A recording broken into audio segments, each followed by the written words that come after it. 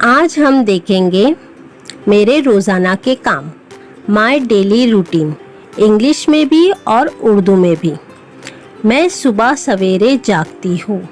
आई wake up before sunrise. मैं ज़रूरत से फारिग होती हूँ।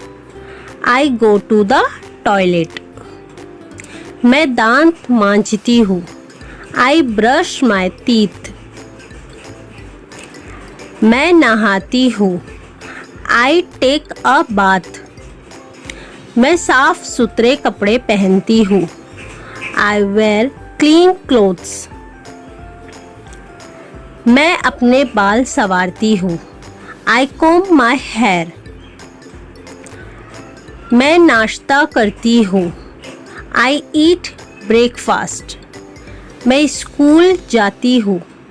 I go to the school. मैं मैदान में खेलती हूँ। I play on the ground. मैं पढ़ाई करती हूँ। I study. मैं घर के काम करती हूँ। I do housework. मैं सो जाती हूँ। I sleep.